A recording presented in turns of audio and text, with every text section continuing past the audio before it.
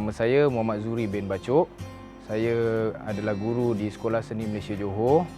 Saya mengajar pendidikan muzik untuk tingkatan 2. Pada hari ini saya akan mengajar satu topik iaitu dalam tema persepsi estetik. Topiknya adalah harmoni, di mana saya akan fokuskan pada binaan triad, pergerakan triad dan juga cara membina triad dengan cara yang betul. Jadi yang pertama sekali saya akan mulakan dengan satu paparan video di mana pelajar akan melihat video dan cuba menilai apa yang ada dalam video tersebut.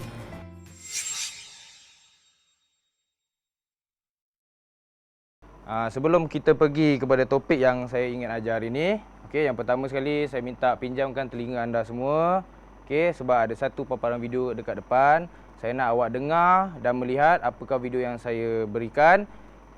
Tolong nilai dari segi persepsi estetiknya. Apakah video yang cuba saya paparkan di hadapan. Pinjamkan telinga dan mata anda semua. Boleh? Sila dengar.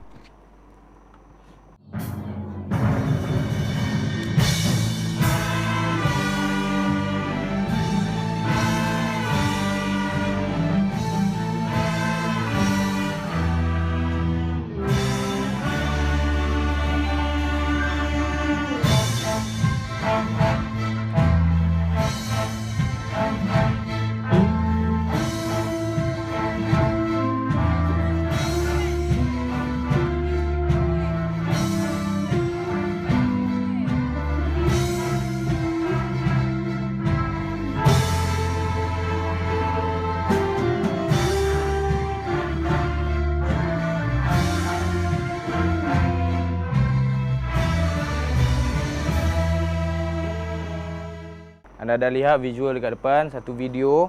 Yang pertama saya minta seorang daripada pelajar yang ada di hadapan cuba ulaskan mengenai video yang telah saya paparkan di hadapan. Saya minta Haikal, apa yang awak lihat di hadapan awak ni, apa yang awak tahu, apa yang awak faham tentang video yang saya cuba paparkan di hadapan? Mengikut kefahaman saya, video itu dia menunjukkan permainan ensemble orkestra. Baik. Bagus Haikal. Boleh tepukkan kepada Haikal. Apa yang kita lihat di hadapan ni adalah satu kumpulan orkestra di mana rata-rata yang ada kat sini kalau tengok awak juga. Bersama abang-abang tingkatan 3, 4 dan 5 dan dipimpin oleh saya sendiri sebagai konduktor. Ini video yang saya tunjukkan ni masa sesi rakaman pada tahun lepas, untuk malam gala kesenian. Tetapi kita akan pergi lebih mendalam bagaimana orkestra dimainkan, apa elemen-elemen yang berada di dalam, yang terdapat di dalam orkestra itu sendiri. Jadi, pada hari ini kita akan mempelajari satu topik yang baru, iaitu harmoni. Apa itu harmoni? Kita tengok yang pertama. Harmoni adalah kita boleh kaitkan dengan ketenteraman, aman damai, tenang, indah, kesefahaman dan pelbagai lagi berkaitan dengan benda yang baik-baik. Itu adalah harmoni. Tetapi harmoni yang ada di hadapan ni bukan harmoni yang untuk sukatan dalam pelajaran muzik kita. Tetapi ianya ada hubung kait. Baiklah, kita akan pergi kepada masuk harmoni di dalam pendidikan muzik. Baiklah, yang pertama, harmoni digunakan dalam setiap bidang kerja muzik seperti penulisan, ciptaan, permainan dan semua aspek yang melibatkan muzik. Maksudnya bila sebut harmoni je dalam satu konsep dan juga apa juga berkaitan dengan muzik mesti ada harmoni. Yang seterusnya, harmoni juga adalah gabungan dua atau lebih not yang dibunyikan atau dimainkan secara serentak ataupun bersama. Maksudnya di sini kita gabungkan pelbagai notes dan ianya akan membentuk satu harmoni. Boleh faham? Boleh. Baiklah. Yang seterusnya, gabungan ini membentuk satu istilah yang kita panggil triad ataupun chord. Untuk pengetahuan semua, kegunaan triad adalah untuk mengiringi melodi. Apa itu melodi? Melodi adalah satu bentuk pergerakan bunyi yang telah disusun, seperti penyanyi nyanyi la la la la la, itu adalah melodi yang telah dibentuk. Tapi kita belajar muzik secara formal, kita akan tulis apa yang telah dinyanyikan. Itu kita panggil melodi, okey? Jadi, dalam topik hari ini kita akan fokuskan pada pembentukan triad ataupun chord dalam tonik, pergerakan triad atau chord dan juga kita aplikasikan harmoni dalam subjek pendidikan muzik. Kita akan fokus pada macam mana pembentukan triad tu. Sebelum tu saya nak tanya kepada Irfan, apakah perbezaan not dan juga chord? Bagi pendapat saya, note tu adalah satu key pada keyboard dan chord tu adalah gabungan dua note atau lebih yang dimainkan serentak. Okey, pun bagus. Terima kasih Irfan. Irfan tadi bagi tahu not adalah satu. Okey. Chord ataupun triad adalah gabungan dua not ataupun lebih. Maksudnya di sini, contoh kita ambil satu alat muzik keyboard ataupun piano. Okey, ini adalah not sebab satu je tekan. Okey, ini adalah note F. Tetapi pada masa sama saya bentuk satu chord iaitu F major. Boleh? Okey, kalau boleh kita cuba. Bila saya tekan kekunci pada keyboard di hadapan, awak cuba teka mana yang chord, mana yang notes. Okey, pejamkan mata. Gunakan fokus pada telinga sepenuhnya Okey, yang pertama.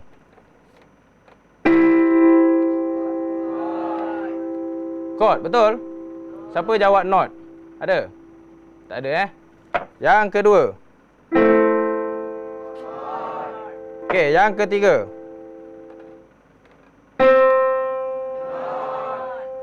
Okey, yang terakhir. Chord. Sebab apa chord? Okey, bagus. Jadi, buka mata. Okey. Kita dah pergi, kita dah cuba identifikasi yang mana satu chord, yang mana satu note. Okey? Jadi saya simpulkan dekat sini bahawa gabungan not-not yang berada pada alat muzik, kita akan panggil dia chord ataupun triad. Triad itu sendiri dipinjam daripada perkataan tri yang bermaksud tiga. Apa yang saya nampak bila saya suruh pelajar pejam mata, saya panggil pembelajaran menggunakan deria telinga 100%. Kadang-kadang kita lihat pelajar ni bila buka mata kita suruh dengar, dia akan menggunakan mungkin 50% pendengaran dan 50% penglihatan. Jadi untuk pelajar lebih tertumpu untuk menajamkan pendengaran tu sendiri, pelajar memang kena pejam mata sebab dia akan gunakan satu deria je. Kita akan mulakan pembelajaran yang pertama berkenaan dengan binaan chord ataupun triad. Macam mana ianya terbentuk. Okey, kita akan lihat di hadapan chord ataupun triad. Kita akan fokus pada pembelajaran yang asas iaitu tonik. Apa itu chord tonik? Yang pertama, ia mengandungi 3 not iaitu not pertama, not ketiga dan not ke-5. Okey, di hadapan anda apa yang anda lihat sekarang adalah contoh papan keyboard. Okey, kita tengok yang pertama saya bagi contoh. Contoh dalam skale C major. Not yang dipilih adalah C, E dan juga G untuk membentuk triad tonik C major. Okey, cuba kita lihat dekat hadapan ni apa yang dimasukkan dengan apa yang saya bagi tahu tu Okey. Kita ada 1 2 3 4 5 6 7 8. Okey, kita ambil skale C major mengikut turutan C, D, E, F, G, A, B dan C. Apa maksud saya 1, 3 dan 5 adalah kita ambil daripada 1, 3 dan juga 5. Okey, kita ambil setiap not ni. So kita ambil yang pertama C, E dan G. Okey, apa itu C, E dan G ni apa kita panggil? Okey, inilah kita panggil chord ataupun triad. Faham? Sebab apa? Saya panggil chord ni?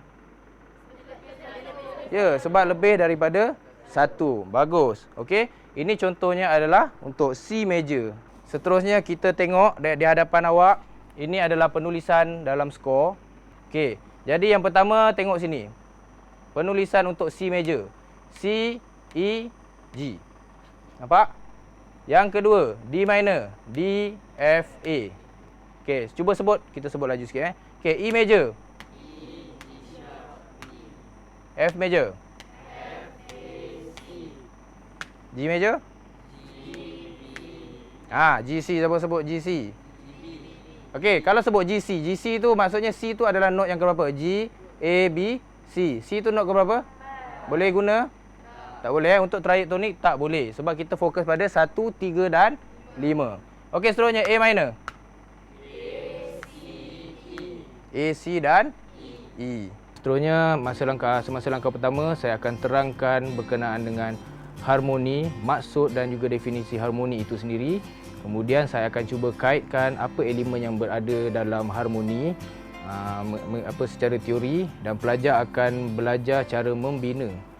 Bagaimana kita aplikasikan setiap kod yang ada di hadapan. Okey, yang pertama, sila lihat nota yang telah saya berikan. Okey, kita lihat latihan 1. Arahannya, tuliskan kod tonik yang betul mengikut tanda nada. Murid-murid boleh menggunakan kaedah tanda nada ataupun jeda untuk mendapatkan tanda kromat yang betul. Jadi, sila lengkapkan soalan daripada A sehingga F. Saya beri masa 10 minit untuk anda lengkapkan.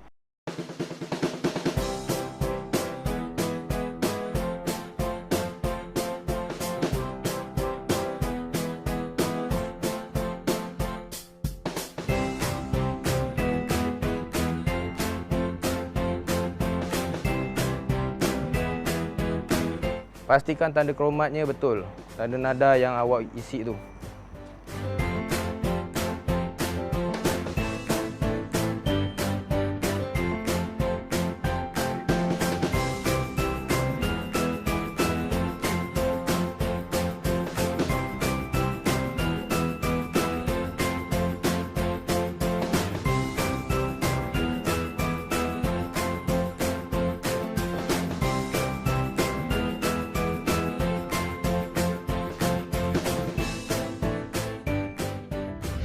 Kita akan pergi pada soalan yang telah anda jawab. Kita bincangkan. Okey, yang pertama saya nak tanya Dura dulu.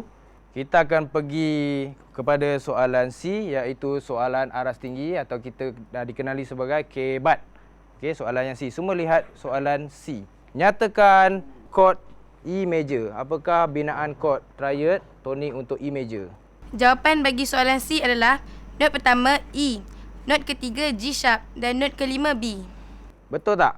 G sharp ke G? G sharp sebab dalam tanda nada E major terdapatnya G sharp. Okey. Tengok dekat depan Tadi Dura telah menjawab jawapan C adalah E major. Sebab apa E major? Dalam jeda yang kita pelajari pada minggu lepas, okey, E major adalah 4 semitone. Major 4 semitone. Okey, kalau minor, berapa semitone? 3. Okey, 3 semitone. Okey, kenapa Dura meletakkan G sharp? Sebabnya kita nak triad tu berbentuk E major. Jadi kita akan kira 4 semitone daripada E. Okey, cuba kita kira. 1, 2, 3 dan 4. So, langkah yang keempat 4 semitone adalah G sharp. Bukan G sebab ada 4 semitone. Okey? Akan tetapi jika Dura menjawab E minor berapa semitone? 3 semitone. Kita akan buat pergerakan 3 semitone, 3 kali langkah atau 3 semitone. 1, 2, 3 dan jawapannya adalah G. E G B adalah E minor. Okey, manakala E G sharp dan B adalah E major. Faham? Jelas? Okey, seterusnya kita ambil lagi satu soalan aras sederhana. Soalan yang terakhir, A minor. Cuba Azrina bagi saya jawapan untuk A minor. Kod A minor, apakah triadnya? Jawapan bagi soalan F, not pertama ialah A, not ketiga ialah C dan not kelima ialah E. Betul, A, C, E. Kenapa bukan C sharp? Sebab minor. Minor berapa semitone? 3. Jelas? Okey. Di hadapan ni kita tengok. Semua pembentukan kod dan sila semak semula jawapan tu adalah benar atau tidak. Okey, C major, C E G, D minor, D F A, E major, tadi yang Dura jawab, E, G sharp dan B. F major, F, A dan C. G major, G, B dan D. Dan soalan yang terakhir tadi A minor, A, C dan E. Baiklah, semua dah faham dengan pembentukan kod di hadapan? Apabila pelajar menjawab, saya akan tekankan pada soalan yang aras tinggi. Sebab dekat soalan tu saya ada letak soalan yang aras rendah, aras sederhana dan aras tinggi. Okay, jadi saya fokus pada soalan aras tinggi yang berkenaan dengan kod yang menggunakan tanda nada. Contohnya E major. E major mesti ada E, G sharp dan B. Okay, saya akan tekankan di situ dan semua pelajar akan menyimak kertas soalan dan jawapan tersebut. Okay, apabila semua jawapan telah diisi, telah betul, saya akan paparkan di skrin melalui projektor setiap jawapan itu dan pelajar menyimak sekali lagi jawapan yang ada di hadapan saya.